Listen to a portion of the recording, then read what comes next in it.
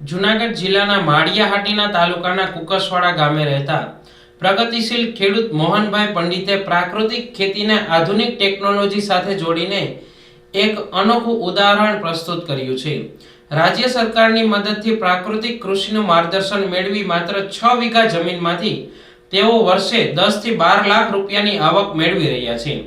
પ્રગતિશીલ ખેડૂત મોહનભાઈએ પોતાની પ્રાકૃતિક કૃષિ પેદાશોને વેચાણ કરવા માટે વેબસાઇટ બનાવી છે, જેના થકી આજે ગાયના ઘી ઉપરાંત પંચગવ્ય પ્રોડક્ટ, ઔષધિઓ મિશ્રિત ચા, શેમ્પૂ, નારિયેળનું તેલ અને ગૌમૂત્રની ફિનાઇલનું વેચાણ કરી રહ્યા છે।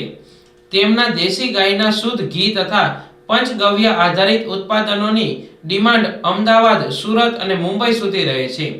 6 વર્ષ પહેલા રાસાયણિક ખેતી છોડી સંપૂર્ણ પ્રાકૃતિક ખેતી અપનાવનાર મોહનભાઈ આજે નારિયેળ, કેળા, હળદર, આંબામોડી, સુરણ અને રતાળુની મિશ્ર બહુસ્તરીય પદ્ધતિથી ખેતી કરી રહ્યા છે।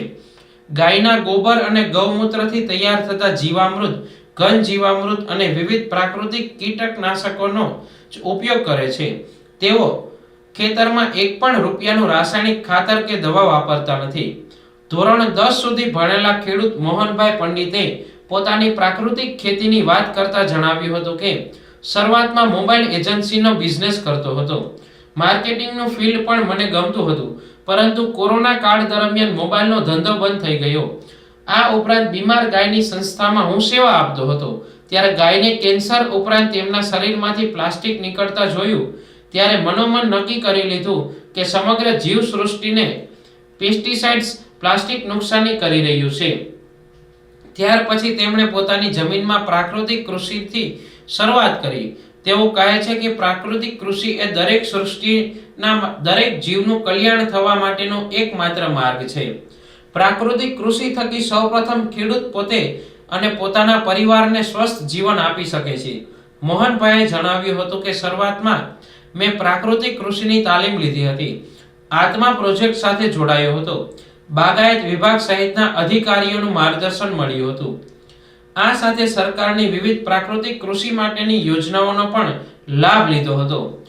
આ ઉપરાંત તેમણે પદ્મશ્રી સુભાષ પાલેકર પાસેથી પ્રાકૃતિક કૃષિ પદ્ધતિની તાલીમ લીધી હતી।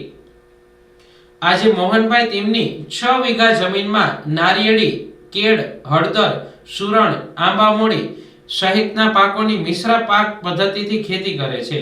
સાથે જ પ્રાકૃતિક કૃષિ કરતા ખેડૂતો પાસેથી ગાય ઘી મેળવી તેનું બ્રાન્ડિંગ અને પેકિંગ કરી અમદાવાદ, સુરત, મુંબઈ સુધી તેઓ વેચાણ કરી રહ્યા છે।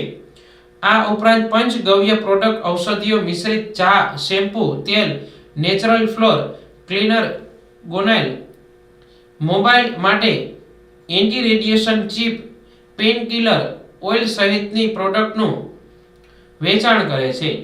તેઓ નારિયેળ, કેળાના ટીસ્યુ, G9 અને કેળાની ડીલરશીપ પણ ધરાવે છે। તેઓ આજુબાજુના ખેડૂતોને વૈજ્ઞાનિક પદ્ધતિથી પ્રાકૃતિક કૃષિ દ્વારા વધુ ઉત્પાદન મેળવવા પ્રેરણા આપી રહ્યા છે। મોહનભાઈએ પદ્મશ્રી સુભાષ પાલેકર પાસેથી પ્રાકૃતિક કૃષિ માટે તાલીમ લીધી છે। નારિયેળ, કેળાના ટીસ્યુ, G9 અને કેળાની ડીલરશીપ મેળવીને તેમજ આજુબાજુના ખેડૂતોને વૈજ્ઞાનિક પદ્ધતિ દ્વારા પ્રાકૃતિક કૃષિથી વધુ ઉત્પાદન મેળવવા માટે પ્રોત્સાહિત કરી રહ્યા છે। માળિયાહાટીના તાલુકાના કુકસવાડામાં તેમનું ગૌ કૃપા ફાર્મ એ આત્માનું મોડેલ ફાર્મ જાહેર થયેલ છે, તેમજ ગુજરાતની સૌપ્રથમ નેચરલ ફાર્મિંગ સાયન્સ યુનિવર્સિટી હાલોલમાં ચાલતા પ્રોજેક્ટ અંતર્ગત રિસોર્સ સેન્ટર છે। દર મહિને 60 જેટલા ખેડૂતોને પ્રાકૃતિક કૃષિના 5 આયામો જેમ કે બીજામૃત, જીવામૃત, ઘન જીવામૃત, આચ્છાદન, વાપસા મિશ્ર પાકની પ્રેક્ટિકલ તાલીમ આપી રહ્યા છે।